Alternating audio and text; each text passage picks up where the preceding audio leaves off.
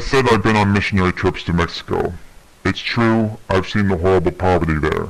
The poverty that is a legacy of the communist revolution you had 100 years ago. But you know what? I've also seen the horrible poverty of Kiev. Gee, where's that, you say?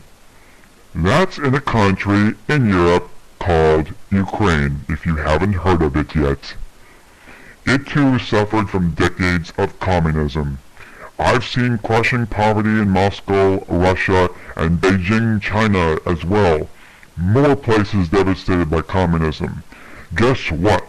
The poverty there is equal to Mexico's. Go to Russia, and you will see what a Mexico would look like if everyone was white. Go to Ukraine, and it's the same thing. But here's the difference. The average beer-guzzling Mexican in Tijuana can hop the border and hook up with friends and family in LA within a day or two's time. But the average vodka drunk in Ukraine has to get stone sober and apply at the U.S. Embassy for a visa and wait months or years with a 99% chance in some cases he will be rejected. So, if you're Latino and illegal, why do you consider yourself more important as a person than them? Why do you consider that you have a right to get in front of them in the immigration line, even if they have been waiting for years on the same level of crushing poverty that you and your family have? You say because you have kids? Well, what if they have kids? What makes you so special? Is it just your good fortune of being born closer to the U.S. border? What the heck kind of a privilege is that? Are you any more deserving than the homeless Ukrainians I saw begging in the subways and living under bridges in Kiev? What you do when you cross the border isn't noble for you or anyone else. It's immoral. It is disgusting how you consider yourselves more important or more deserving than these poor wretches. Some of them have been waiting for years to get what you think you can get overnight. I myself sponsored such an individual, and it took 9 months to get them here. How dare you act so proudly? How dare you put yourselves in front of them and screw them over, taking unfairly their jobs, the jobs that they are wanting to do? But you are so self-centered that whenever you think of the word immigration, it's always synonymous with Latino, isn't it? As if the rest of the world doesn't exist. And what's with all your advocacy groups following the ideology of a long-dead European white guy anyway? I'm talking about Karl Marx. That's who groups like La Raza and Nietzsche follow. They are communist front organizations. Guess what? Communism murdered over 100 million human beings in the 20th century and is still at it despite its reported death. But why your so-called nativist groups follow the ideas of a dead German who would have nothing but hate for you all is beyond me. I find it fascinating when I visit the websites of these organizations. The propaganda is sometimes hilarious. It was even more interesting when I read it years ago in the original Russian. Now, I'm going to divert things a bit and talk to you black folks who have been responding. What the heck is up with you? If a person invaded your family homes and shot your mother to death, would you still argue for the right of them to stay there? No sector of the American population has been so decimated as black America by the illegal invasion. In cities like Los Angeles, whole black communities have been virtually wiped out. You even have had illegal gangs such as Florencia 13 actually coming out and boasting that they were going to target innocent blacks on the streets for assassination. And yet you have people like Burrito Man saying to Latinos, they all need to come in. Sure, come on in.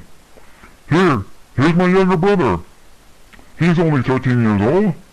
But you may look on him as a future rival gang member, so why not just blow him away now and get it over with? Kill us all, doesn't matter. Just come on in. I used to work at a school in just called a major school district in a neighborhood in a part of a major city that had been taken over by then by the illegal alien invasion and was virtually annexed by Mexico. In the neighborhood where I worked, all that was left of the black population were a few homeless, mentally ill, whom the new Spanish-only speaking population didn't care a whiff about. Recently, the Los Angeles Times did two excellent articles on two aspects of the illegal immigration problem not normally talked about. One was an expose of the trampling and trashing on Native American burial grounds by illegal smugglers along the Arizona border. They wrote about a group of true natives who work for the U.S. government as border enforcement officers who were their own separate unit, apart from the regular border patrol. Their job was to protect their own native lands, and they described how their daily work was, giving chase to smugglers and cleaning up their trash. The other article was how it was found that as many as 40% of federally investigated forest fires in Arizona were caused by illegals. Then there's the drunk driving angle. Call me racist all you want. It is more a part of the machismo culture of Latino men in their home countries to drink and then do whatever they want than it is here. Think not? Check out a report from Mothers Against Drunk Driving from 2001. In that report entitled Cultural Impact, a Mexican victim of a drunk driver in Mexico was interviewed. Here's a quote of hers explaining the problem. In Mexico, she said, the culture is very much a drinking culture.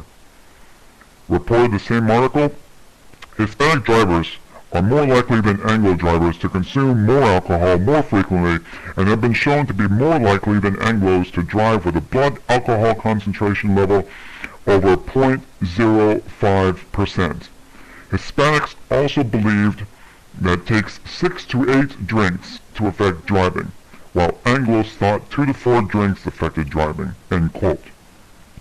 The result is that in places like North Carolina, where Latinos comprise only 7% of the population, they are responsible for 18% of all car accidents.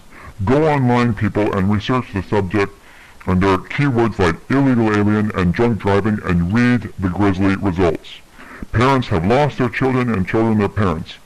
I read one horrible account of a brother and sister who actually drove past the scene of a wreck not knowing was their mother's dead body that was inside or that an illegal drunk was responsible. Yet companies like Budweiser have now gone head over heels in putting out huge billboard signs in Spanish only appealing to illegals to drink. Apparently, American blood is cheap. Then, of course, there's the whole issue of environmental impact. I don't know where this cultural element comes from, but man, cross the border into some towns on the Mexican side and you see hills with piles of trash just dumped on them. I guess that's just the impact of decades of socialism for you. Nobody cares about taking care of anything because the government either owns or controls. So they take that mentality and bring it over to the U.S., destroying formerly American communities in the process with tons of trash and litter you see on the sidewalks. A couple weeks ago, I saw a Hispanic man walking and he quickly threw an empty water bottle on the ground. He threw it with such force that it showed a total, complete, and utter disregard to the environment. I wanted to go pick up the bottle and throw it at him driving by, but instead, I just moved on. Boy, I could go on and on about this. I work in the schools and I see the disaster that is illegal immigration to our educational system every day. The whole issue of us spending taxpayer money on education for illegal Latinos when they are taught to despise America is just sickening. Many don't consider themselves Americans and some despise America. To my fellow non-Hispanic Americans who might call me a racist, I say this. Have you ever gone down to Mexico with a Hispanic missionary group to deliver toys and food and the word of God to the poor?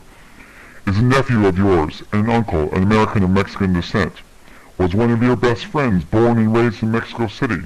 Do you work with the children of illegal aliens every day, putting out your best with them because you know they didn't choose to be who they are or where they are? I doubt most of you can answer yes to any of these. As for Hispanics, both those legally here and those not, look inwardly at yourselves and ask the question of why you think either you or your people are superior to others, that you have some unwritten privilege of getting in, cutting in front of the immigration line, and shutting out the world's other poor. You are not superior to the people living on the streets of Kiev, Moscow, Beijing, or any of the other capitals of Asia, the Middle East, or Africa, and your situation is not worse than theirs. You have no right to jump ahead of them in line. If you are Mexican, your country having had no more than 80,000 people live across this entire stretch of land for only 29 years as an independent nation nearly 200 years ago, is no claim to it today. And no, you didn't have it for all for thousands of years before then. Other native groups occupied it. If you claim it was all one land for you, then I might as well claim to be Chinese, because China is connected by land to France. Your ancestors, the Aztecs, beat, bullied, enslaved, and viciously murdered in bloody ritual sacrifices all their surrounding neighbors. They would have done the same thing to native tribes in the U.S. Southwest had their empire reached up here, but it didn't. The Aztecs came from the north, but all credible evidence shows they originated in what is now northern Mexico. But of course, if you want to go back to history because before the Aztecs, and you might as well argue for the Russians to get out of Siberia, because of course that's your land too, and they stole it from you. And if you don't think the Russians ever did anything to your ancestors, you obviously have never heard of the Battle of Sitka, in which the Russian Navy crushed a branch of the native Tlingit tribe and stole their land in Alaska. I don't ever hear any of you demanding that the Russian government pay you back for the stolen land. As a matter of fact, I don't ever hear of any of you asking for payments from your own Mexican government either, since the Mexican army fought with and stole land from native tribes in California. But for all you illegals, since you treat the rest of the world like it doesn't exist, I'll use the language of another immigrant group that has done nothing but benefit this country and say, Didi Mao, and then you figure out what that means. So, I'm reaching the end of my time here on YouTube. To my fellow Americans, I say the following. If you don't wake up and fight this invasion, the following quote from the patriot Samuel Adams in 1776 will apply to you. If ye love wealth better than liberty, the tranquility of servitude better than the animating contest of freedom, go home from us in peace. We ask not your counsels or arms. Crouch down and lick the hands which feed you. May your chains set lightly upon you, and may posterity forget that ye were our countrymen.